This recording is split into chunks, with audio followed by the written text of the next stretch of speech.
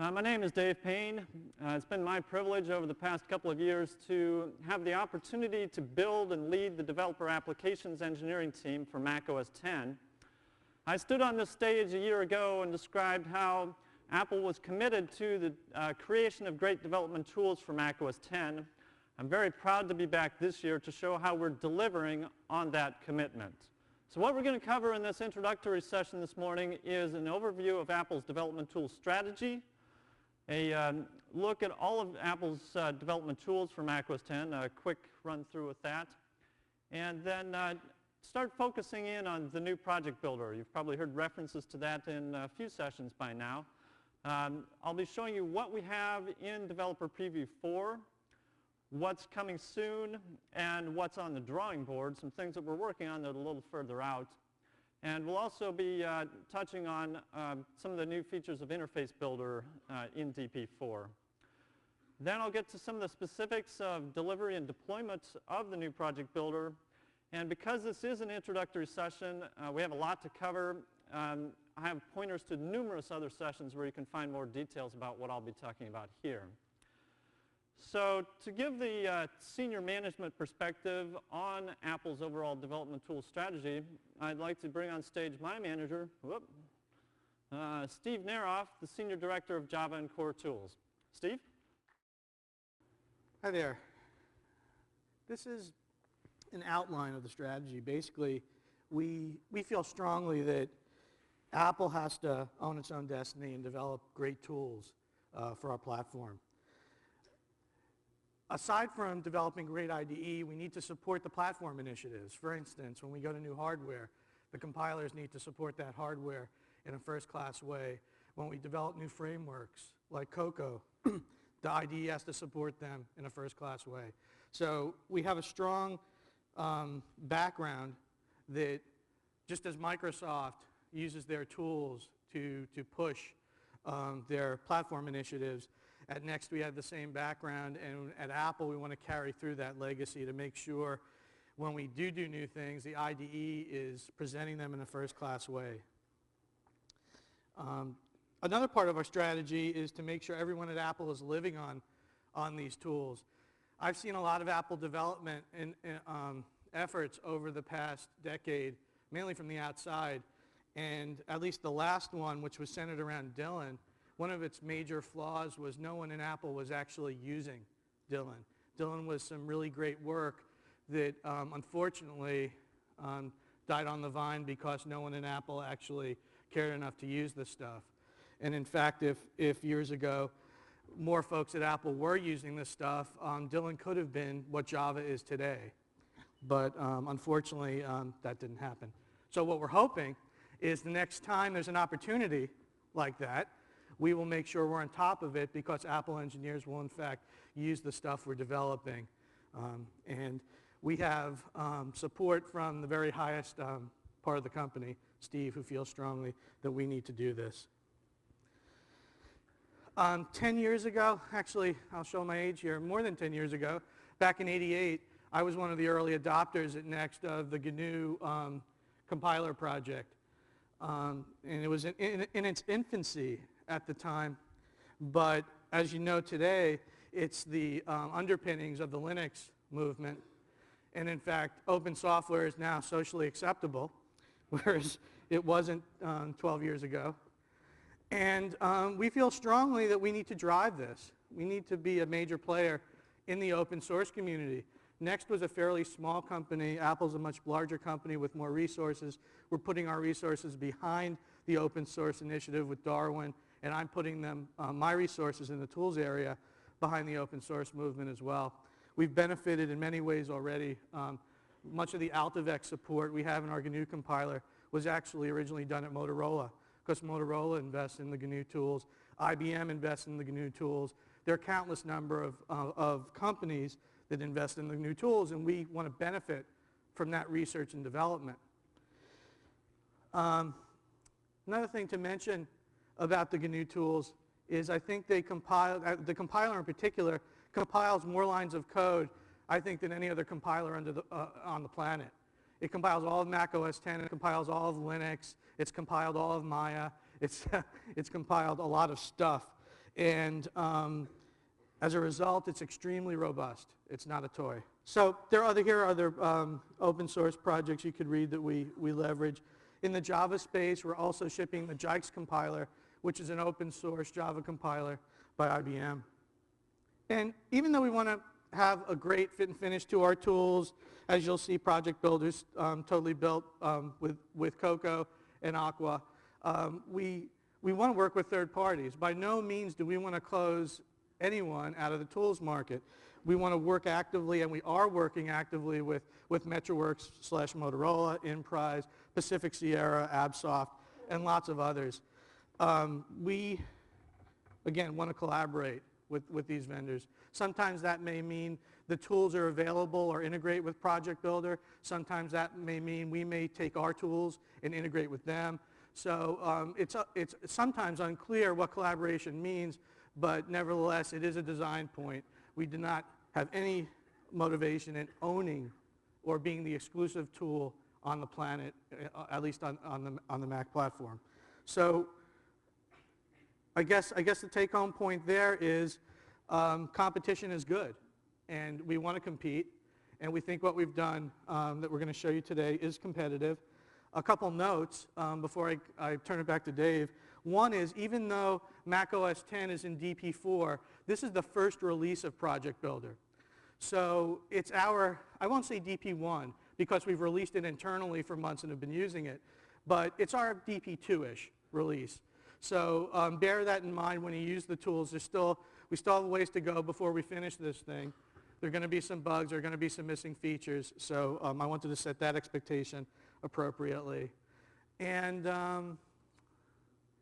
well, I guess the last thing is, what's thrilled me is we've built a great team over the past year to deliver this product.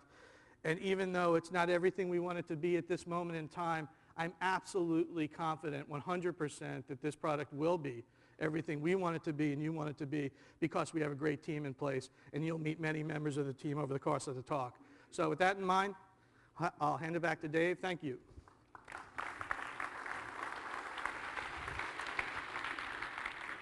Thanks, Steve. All right, so diving right in, let's start looking at the new Project Builder in DP4. So first off, what is it? Project Builder is the new integrated development environment for Mac OS X. It's been a long time since Apple's had an integrated development environment, perhaps never. So Project Builder is the centerpiece of what we're trying to do with development tools at Apple. We want to tie many things that we're doing into this IDE. There's a number of other components. We work with the Interface Builder user interface layout tool. We work with the Web Objects tools, so Web Objects Builder and EO Modeler. We work with a number of different compilers, so GCC, as Steve talked about, Res for your Mac Resource Manager resources, Java compilers like JIKES and Java-C. We work with a variety of debuggers, like the GDB debugger for all our C-based languages, Java debuggers tying into the virtual machine there, and we're working with the AppleScript team on some of these things too. So what all do we need Project Builder to do for us? Again, as Steve mentioned, we want to be able to live on this tool internally at Apple. That gives us lots of great feedback from customers who are, it's wonderful, they're in my face every day. And we also want it to be a great tool for you. So among the requirements, we need to be able to build the core OS itself with it. And how that translates to you, if you're developing device drivers or kernel extensions, IOKit modules, you'll be using the new Project Builder to do so once we've got the KDK all put together there. We build our frameworks with them. So the Carbon framework, the Cocoa frameworks, Java, variety of frameworks there. And of special importance to you, there's a variety of different types of applications, as well as plug-in modules, frameworks, shared libraries that you can build with the new Project Builder for Carbon, for Cocoa, for Java, and for Web Objects. So we did actually have a previous product that we called Project Builder. Some of you may have used it. This was derived from Next. But when we looked at all the different requirements that we needed it to solve, that we need Project Builder in general to deal with, we realized that the existing Project Builder was not really going to be able to handle it. So we have completely rewritten it from scratch for DP4, but we do need to be able to import projects from it. We also would like to be able to import projects from CodeWarrior. And in fact, in the next session immediately after this, we'll be showing that. And then finally, in order to be a full Carbon development environment, the definition of a Carbon application is it should be packaged in an application package that's double-clickable on both macOS 9 and macOS 10. Currently, Project Builder is building Mach-O binaries that are double-clickable on macOS 10. We are starting to work on generation of PEF binaries so that we can get double-clickable Carbon applications for 9 as well, so being a full Carbon development environment. So in order to meet all these requirements, again, we decided we need to start over.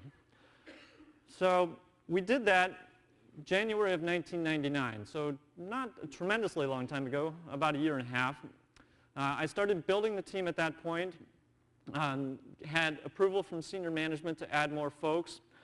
Some of you may have remembered last year at WWDC when we showed a demo of a prototype called PBX. So if you hear of anybody else on stage referring to PBX, that's because I referred to it internally as PBX. The product was called that up until about a month ago. But the official name of the product is now Project Builder, and every time they say PBX, charge them $1 and I'll split it with you. But that was a little scary because by that point I'd only had 2 guys writing code for 3 months.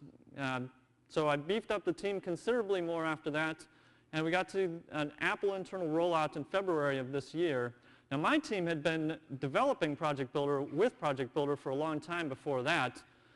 This was about the time of DP3. We did not go out on DP3 because we hadn't had enough internal feedback yet to tell us all the ways in which we were brain dead.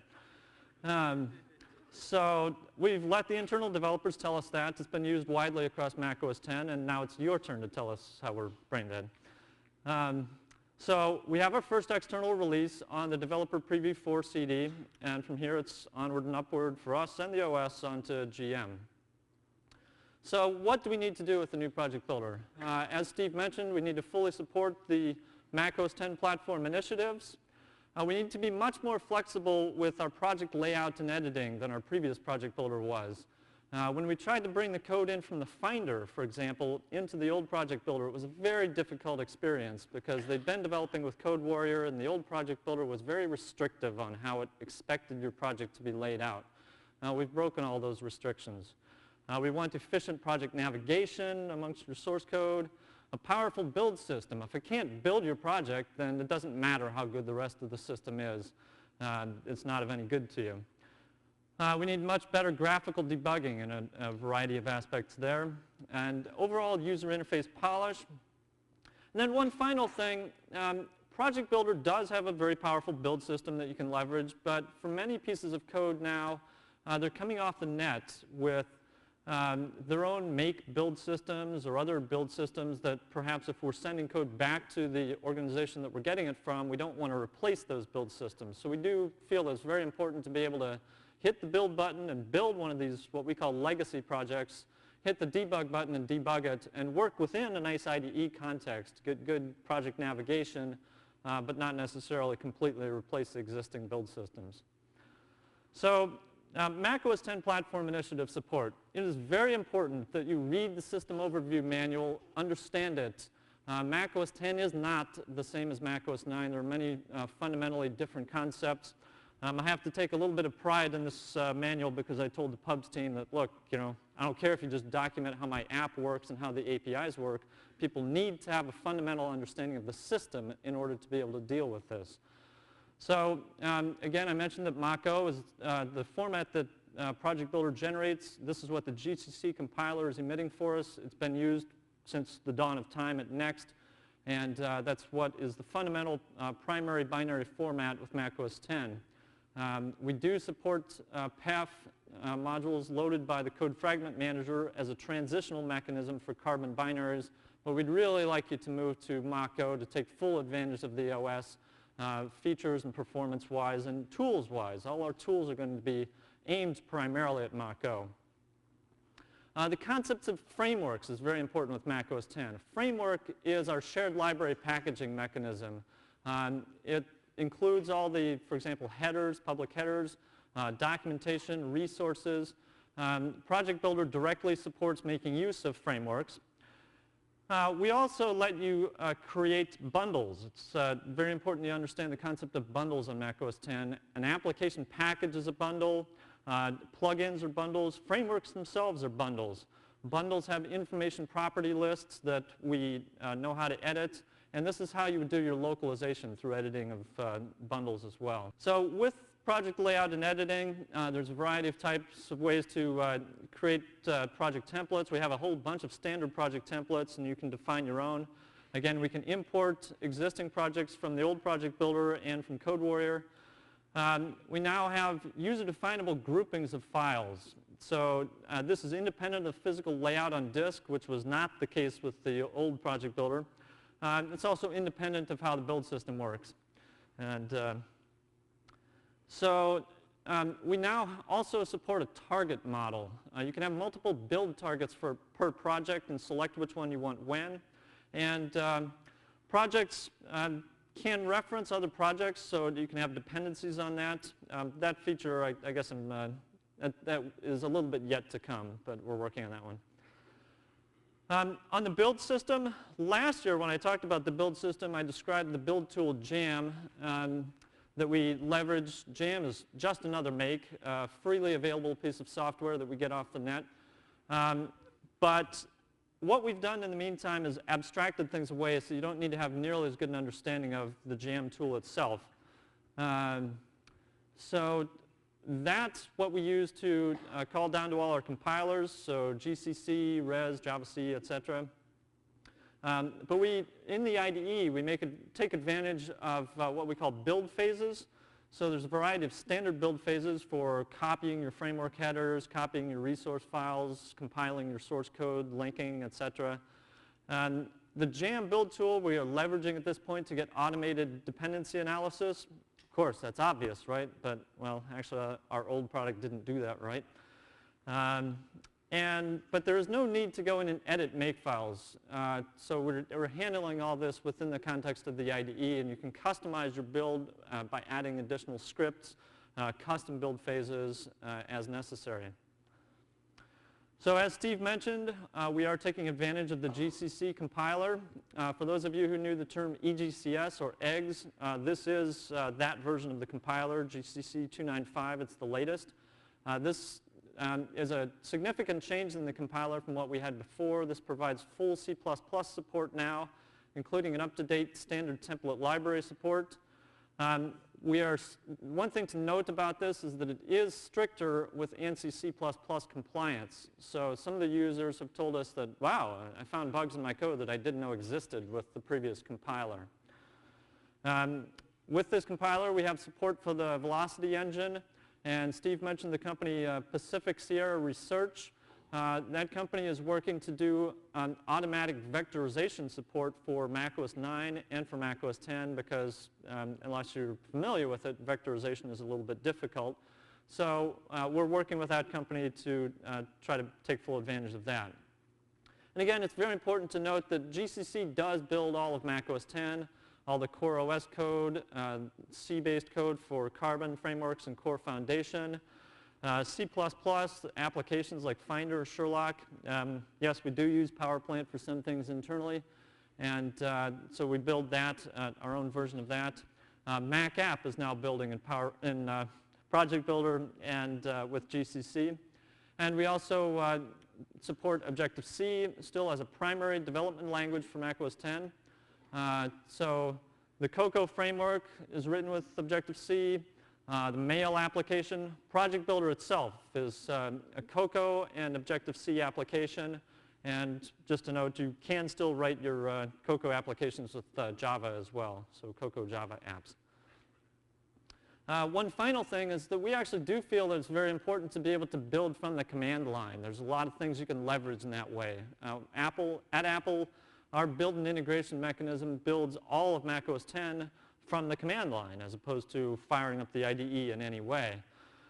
But what we're doing here, rather than calling jam directly, we've put a new command in place called PBX build, which, of course, since PBX is a denigrated term, this stands for Project Builder External Build Command.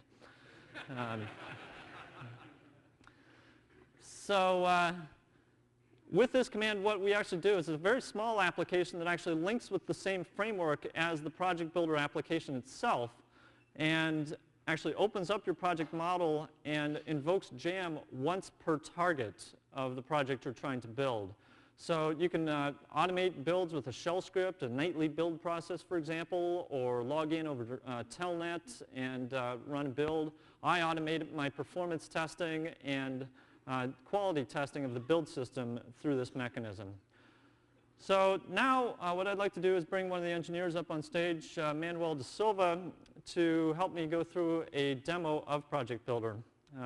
First phase is here.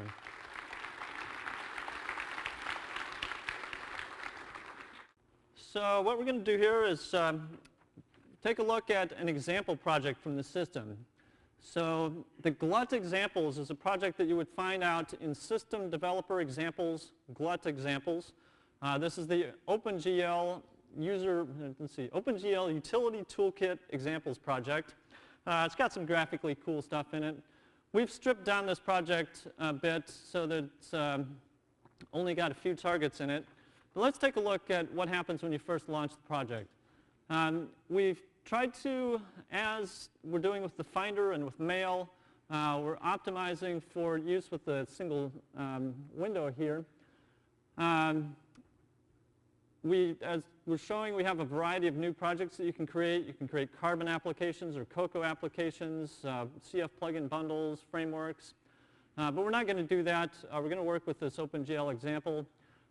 What Manuel has opened here is the groups and files outline on the left. On the left, we have tabs that show structure of your project. Across the top, we have tabs that are for tool operations, so find, build, debug. So with the structure here, we have three of the examples here, GeoFace, Roller Coaster, and Uses Sphere Map.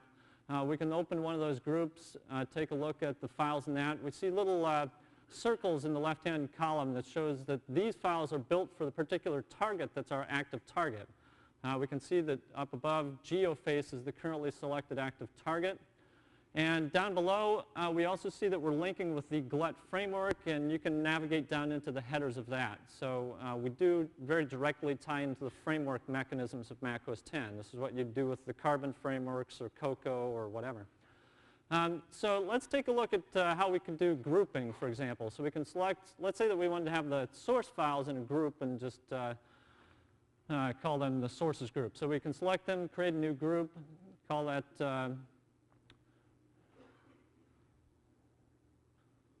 looks like well, we can move code in there. We'll show you moving. Okay, so that's all under sources now. So again, no physical tie to the layout on disk. Now let's take a look at how you would look at some of these files in the editor. We'll click around on a couple of files, main.m, display.c. So these all show in the same window. There's a pop-up here if you want to go back and forth between files that you've recently been to. And you can also use a browser-like back and forth navigation buttons. But let's say that you did want to have a file of source code off in a separate window. Just go over to the files line and double-click to bring it up in a separate window. That's got all the features. You can split the window, split the panes in the window, actually bring up even other files in it, etc. So a lot of flexibility there. You can have as many separate windows as you want. Now let's take a look at the file inspector. So up under the project menu, show the inspector. This is where you would set things like what's the reference style to how to get to the source code here. So group relative, project relative, absolute.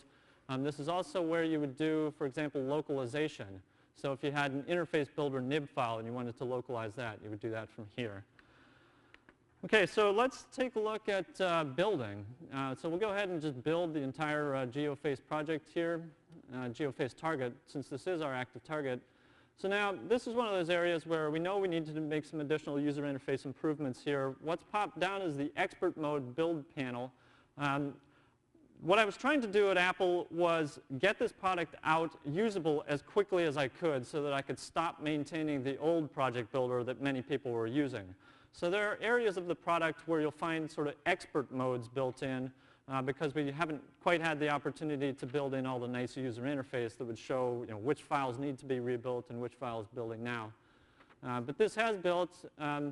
So now let's say that we had a syntax error in a file. How would we deal with that? So let's go ahead and introduce a syntax file in the head.h file and save that and then rebuild again.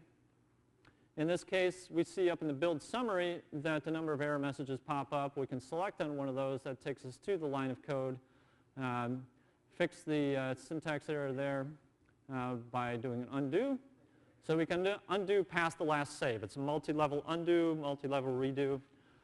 And now from here we can rebuild, and it just goes out and builds exactly those files that were dependent on the head.h header file. And we're successfully built, and we can go ahead and launch at this point. Okay, so we've launched the target executable. We can make it do a little dance here. Also, one thing to note, Manuel's pressing the A key that's saying make him smirk there. You noticed his lip went up a little bit. And you're seeing build log messages from the application in the standard input-output window behind there. So if you had log messages you wanted to print out, for example. Okay, so let's quit out of that. Now let's take a look at target editing. So if we select the Targets tab over here on the left, you can see that we've got a number of different targets. We'll select the GeoFace target, and that brings up a different type of editor into the main window. So this editor now shows us the files and build phases. This is basically how your build is going to work for this project. What headers we'll deal with, what bundle resources we'll copy, what source files we'll build, and how we'll link. Build settings, this is where you would set the, if you can go over to the build settings tab, this is where you would set the product name that's going to be built. If you were doing an install, where it would install to. And down below, you see the expert mode build settings. So this, again, is another case of where we need to provide better user interface. But with this expert mode, at least we can get a way of supplying all the options we need to today into the build system. So application settings, this is where you'd set the information property list for your bundles. This is a very important thing to know about. Actually, if we can go back to the simple screen there, this interface is actually has been cleaned up, but my team moves very quickly. This is post-DP4 feature here. You don't have it quite yet. So what you do have is the expert mode build settings, which is a property list editor. With Cocoa, we can just leverage an object that we already had to do property list editing. And then the final tab for executables. For example, if you were building a bundle that needed to be debugged within the context of a given application, you could say this is the application that you would launch to run that bundle and the arguments that you would pass to it. So we can select a different target up here. Let's say that we go to the install target. And with the install target, we see some different tabs. This actually is a legacy target here. It's an example of how to have a target that builds something different than what we have in our build system. So this is just running a shell script here to copy the example source code where we needed it on the system. And then one final target, let's take a look at the all examples. This is an example of an aggregate target that itself has no build mechanism, but it does ask other targets to be rebuilt. So we have full dependencies between targets. And if we build all examples then at this point, then it shouldn't need to rebuild GeoFace because that's already been built. It goes off and builds the other two targets as well. So roller coaster and use a sphere. Now we see down the lower left, build succeeded, but you see up the top in the toolbar that the run and debug buttons are not enabled. Well, that's because with an aggregate target, there is no single executable to run here at this point. But by selecting one of the sub-targets, so for example, making roller coaster the active target, now we can launch it and watch the roller coaster come up and spin. So these OpenGL examples are kind of fun to play with. All right. Very good. So now let's talk about debugging. With our debugging system, we have an extensible architecture that can accept various plugins. We do communicate with GDB for debugging of all C-based languages. GDB is a very well-known Unix, usually command line debugger. We also are working heavily on Java debugging. It's not fully functional yet, but if you've been in some of the Java sessions, you've seen some of that. We're working with the AppleScript team for debugging of AppleScript. We've gone to a much more graphical debugging model than we had before. So we show threads, stack traces, variables within a particular stack frame with breakpoints. Now, one thing to know about Project Builder is that we are designing it to deal with multiple person projects. So each person gets their own preferences saved off per project settings saved off with the project itself. It's actually inside the project document wrapper. So you could actually check those into a source code control system, for example. And breakpoints is an example of some of the settings that we store in there. So you can have them persistent, not just between runs of the debugger, but between runs of the IDE as well. And I can have my breakpoints, and Manuel can have his, and you can have yours, all within the same project. One person told me that whenever they write code, they put a breakpoint on it, and I thought that was a great idea. You know, later on, 2 weeks later, you go to execute the code and hit the breakpoint and step through it the first time you've run it. Now we can support that. We can invoke functions to get the values of opaque data types, which is very important for Carbon development today. And also for Core Foundation with functions like cfshow. From the debugger, we control the dynamic loader, what's called DYLD on our system, so we can control where frameworks are being loaded in from if you're doing framework debugging. So also cross-project debugging. Part of the reason we've got the one window there is we expect that you'll be working with frameworks and perhaps having frameworks in different projects. So multiple windows open on each in its own project window, and from an application you can step right down into the code of a framework and do cross-project debugging. So we are taking advantage of GDB, and I've gone through many of the features here. We do have additional things that GDB provides, like the ability to set conditions and commands on breakpoints. We don't yet have user interface for that, but we will have the opportunity to do so in the future to put that in. But we do have access to the GDB command line for any super power features that those of you real GDB addicts want to get to. There's a number of powerful macro capabilities that the Carbon team and the Core OS team are taking advantage of in a variety of ways. And we have done some things so there's faster startup and more robustness in our DP4 version of GDB. So now let's take a look at an example of debugging. If I could go back to demo 1 on both screens, please. So what we're going to do with debugging here is give an example of debugging the geophase target again. So what we want to do is set a breakpoint on a particular function that we happen to remember the name of, so make menus. So let's bring down the find panel and show make menus and do a find for that. So we'll find, do a textual find right now. There we go, and we select on that, and that takes us to the line of source code there. We can put a breakpoint on that. Now, if we want to see what breakpoints we have in our project, again, this is project data, project structure. We have another tab to show that. So we had just put a breakpoint in main.m, which is .m is the suffix for Objective-C. But it's showing that we already have a breakpoint on makeface.c. So this is actually an example of a persistent breakpoint that was already out there. So by double-clicking on that, we can show the specific lines that the breakpoints are on. Again, this is an example of an area where the user interface has been cleaned up slightly since DP4, actually.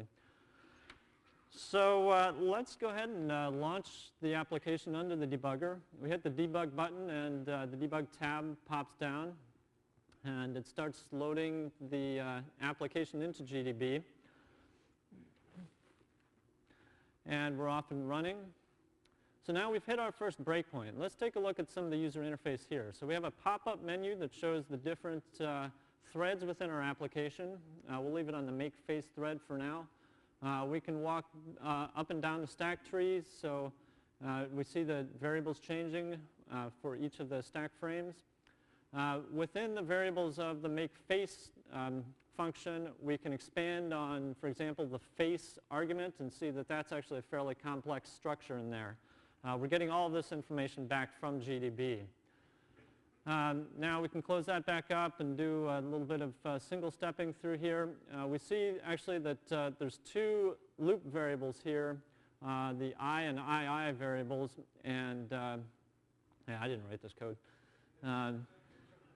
But every time we change a value, it's showing the changed variable in red, so kind of what you would expect. And so if we continue from there, then we actually march along, hit the other breakpoint that we just put in. Let's single step a little bit there and then continue again. And we see the application fire up under the debugger here. So debugging fairly nicely tied in, and again, we're going to do the same thing with Java debugging. And I think that's it on that. All right, we can go back to slides. Thank you.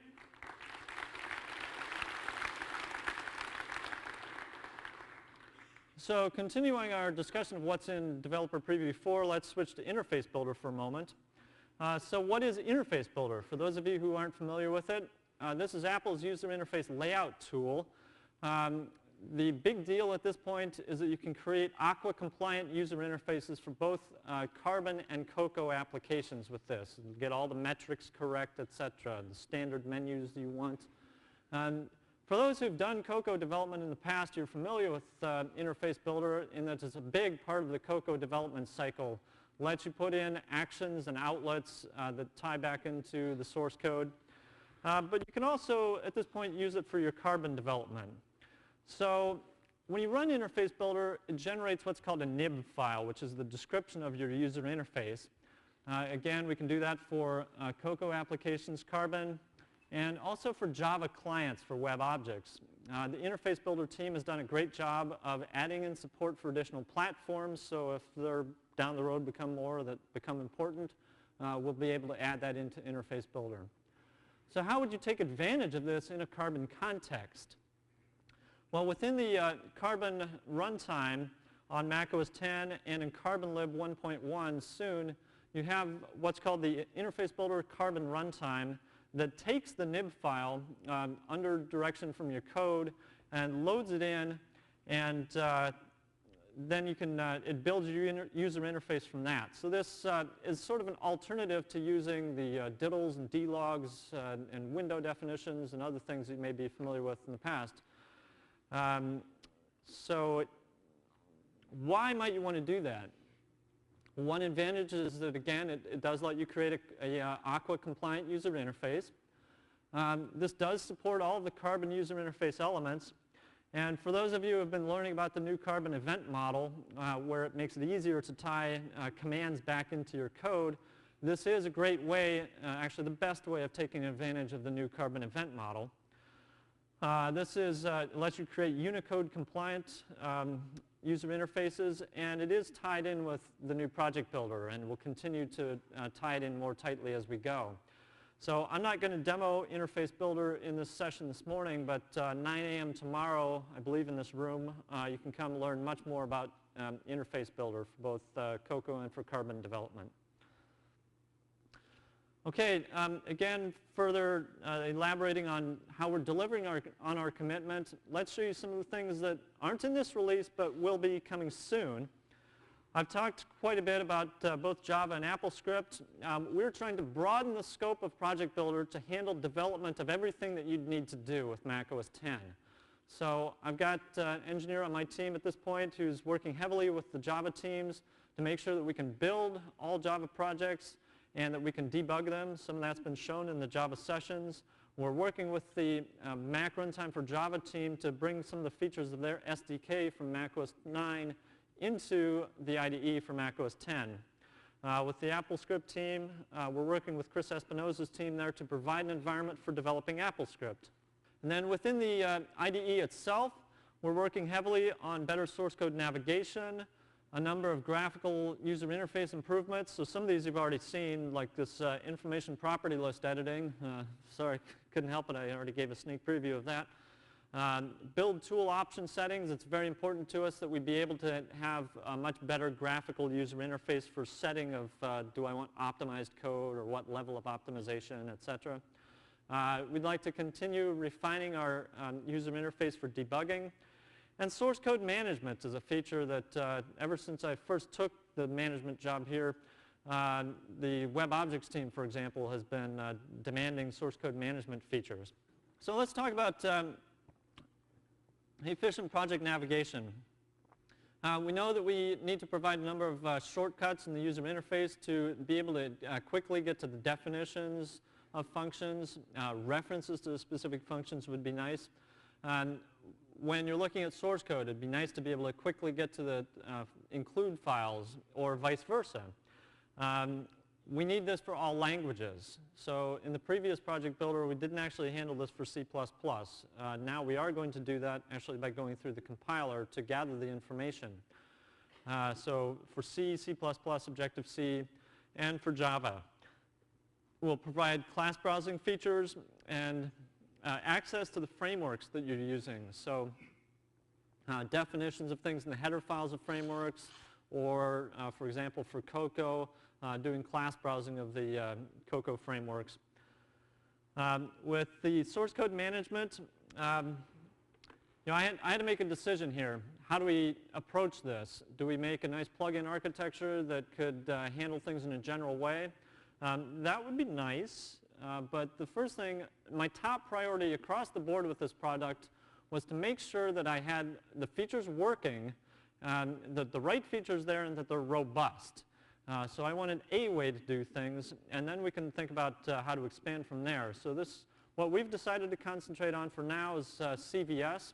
That's what we use for everything internally at Apple. That's what the Darwin sources are accessible through. So we're providing CVS access directly through Project Builder. So we can get status, we can commit your files, we can do file updates to the changes that others have made, and we can show you comparisons of your files. So let's take a look at a demo of this. Okay, so back into our favorite GeoFace example project. Let's now select the muscle.c file again. And part of the reason this hasn't shipped is because the user interface isn't quite right and some things like that. But you see now in our navigation file above the project editor that we've got two new pop-up menus here. So the pop-up menu on the middle one is the various symbols within this particular file. And on the right, we have the header files that are imported by muscle.c. So let's go ahead and select the last one of those, head.h, so you can see we went to that. Let's go to the function pop-up, or the symbol pop-up, and for example, let's choose muscle. And that takes us to the structure definition for the muscle type def. So now, this menu, it's a little hard to read, but it says imported by, or imports this. So there's a number of source code files that import this header. Let's take a look at one of those. So for example, main.m. And another thing that we have built in, you can see also that we have full syntax coloring here, and you can set the options on how you'd like that to be set. So one other thing is if we go to the find panel, we can also do a find definition, and we'll be working to optimize user interface on this to make it more accessible from the code. But let's say type in cosang, which we happen to know is there, and that shows find definition. We can click to go to that. You see a bookmarker there, so that if it's framework, we could go off to the documentation for that. Okay, so now let's take a look at some of the SCM features. If we take a look at the groups and files view again, we see that there's a new column over here, the SCM column. And what this shows us is the SCM status of the files in your project. We see a number of M's here, which indicate that some of the files have already been modified. So let's take a look at one of those, like head.h, for example. And actually, Manuel, I don't remember what we changed in head.h. Do you? Well, let's find out. So let's go over and take a look at the SCM menu. We could update to the latest revision. We could compare, we could commit. But before we commit, let's do a compare. and see what's changed. So we send a message off to the file merge graphical diffing tool, and in that, up we come, and we can see graphically what things have been changed in this file. So very cool.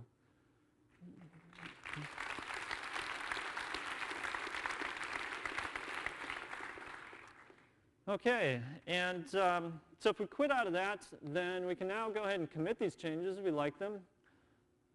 So we can type in a commit log message here.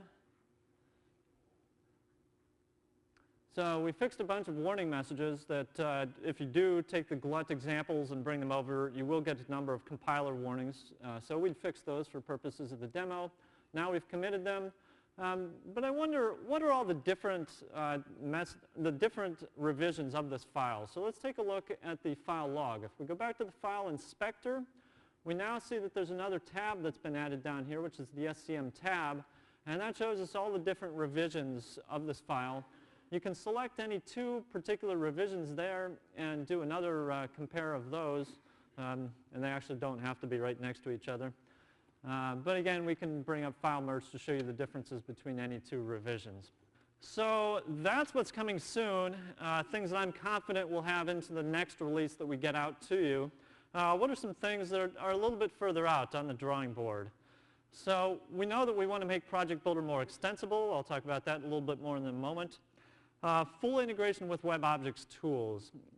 We have not completed this yet, but we're working heavily with the WebObjects team to make sure that WebObjects Builder and EO Modeler work very well with the new Project Builder. If you've gone to any of the WebObjects sessions, they're actually still describing the old Project Builder, and I'll talk a little bit more about that in a moment. Generation of carbon PEF binaries and faster C++ compilation is a big issue for us. For extending Project Builder, we'd like to have the ability to easily plug in new build tools. So if you have additional special purpose compilers, for example, or whatever, then you should be able to just drop those in and maybe write a little bit of jam syntax. If you're going to extend the build system, you at that point may need to know some level of jam, but hopefully it'll be nice and stylized. And we'll have a mechanism for providing user interface for setting the options for your build tools. But we're in progress in some of that, but don't have anything to show today. Plug-in editors, we haven't shown it. We have shown how you can have different editors in the editing portion. We have a TIFF editor, we have, or at least a TIFF viewer. We have an HTML editor that we can plug in, but we'd like to make that a bit more extensible as well. We'll be adding scripting in sometime down the road, and with that we could provide MPW-like addition of new menu commands that could help you tailor the IDE to what you'd like. So let's talk about carbon PEF binaries here for a moment. Again, this is for generation of carbon applications that can run on macOS 9. It's very important that we be able to have a full carbon development environment for you. Our strategy here, again, is to leverage the GCC compiler and use it as a cross-compiler to generate XCOF output files. We go through then the PPC ASM assembler and PPC link. And we are far enough along with this that we will show you a quick demo of that. Okay, so on the left here, my left, your right, we have a macOS 9 machine. On the other system, we have our macOS 10 machine. So we're going to open up a different project here, but first let's make a network connection. What I've got here is a shared folder. This is my macOS 9 system. So let's go ahead and make an Apple share connection to this. Now, the Finder does not yet in DP4. You can see in the Go menu a Connect to Server menu item. Well, they didn't quite have time. That's not enabled. But there is what's called a Test AFP client in System Demos. And so we're launching that. We've typed in the IP address of our macOS 9 system, connect as guest, choose the volume. And so now we're mounted and we can quit the Test AFP client. So now we see it in our Finder window, macOS 9 shared folder, and we see this is my macOS 9 system. Okay, so let's go ahead and launch Project Builder on a different project. This is what we call the handy sample. I don't know if our DTS engineer is out here, but this was a sample that was provided to me by DTS. It's an example of scrolling in a Carbon application. If you want proportional scroll bars and taking the hand and scrolling. So we're going to go ahead and build this project. So again, you see the same kind of build output, the same output lines, CC. There is a way in the preferences of Project Builder to get the full build command of exactly what it's running. What we've done here, if we go into the build settings, we've kind of modified this project a little bit in ways that you won't have to. But you can see some of the flexibility. So with a -B argument, we can tell GCC that we actually want to use a somewhat different version of GCC that generates different output. And we want to use a different linker here as well. So we've also changed in the Executables tab, we've changed now, we're going to use the launch CFM binary as what we launch for this application. But we are passing it an argument, which is the full path to this particular application.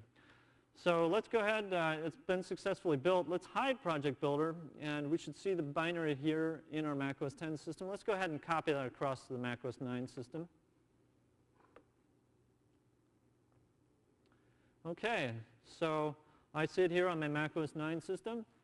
Let's go back into Project Builder, and we can hit the launch button from here and actually see the path binary launched under Project Builder. And by double-clicking here on macOS 9, I see the same binary launched on 9. So again, this is showing demo of Carbon scrolling here. So when we do this for real, what you'll get by default for macOS 10 binaries is a Mach-O binary that will let you take advantage of the full macOS 10 system. But for demo purposes today, we're showing PEF on both sides. All right, so that's it for our demos. Thanks very much, Manuel. And if we can go back to... Now let's talk about delivery and deployment. Now I've mentioned that we have had a previous version of Project Builder. Those of you who have been doing web objects development or Cocoa development are familiar with that. We're playing a little shell game here in DP4.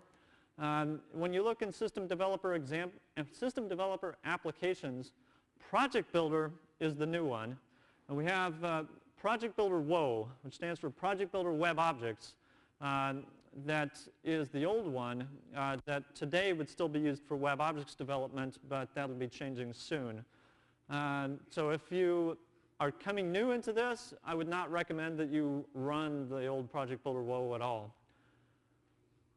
So for those of you who are using the old Project Builder, we will not be shipping that again unless somebody gives me a very good reason why I need to. I have no intent to put any effort into maintaining that product, although we will make sure that the web objects customers and developers are fully taken care of. But again, we're working with that team to make sure that the right things happen to integrate with the new Project Builder. And you all want to shift over if you are using the old one. In the next session, they'll show how easy that is to do. So for delivery, the decision at this point is that this is one of Apple's core development tools. It will be shipped on the quarterly tools CDs to Apple Developer Connection program members. So you get this for free as part of your monthly mailings. We haven't done this yet, so I'm sure there'll be some logistics to work through on this, but that is the plan. And we'll also have web updates available. Again, we haven't put one of those out yet, so I'm sure we'll have a few logistics to work through there. For support resources, we've put a public email list in place, Project Builder-users at public.lists.apple.com. This is one of the fairly standard places where these go. We do have an email list in place at this point that we've been getting feedback on. We have delivered this to a very small number of third parties at this point who came down for one of our kitchens. We sent them back with it. In the kitchen, they shifted their development over to the new Project Builder, and they're elated with it so far. Thanks, guys. There they go. And then the DTS support mailing list. So in summary, You can see that we are delivering on our commitment to great development tools. I'm very proud of the team. We've accomplished what I consider to be a heck of a lot in the last year and a half. And in fact, if I could ask team members to just stand up and take some acknowledgement here.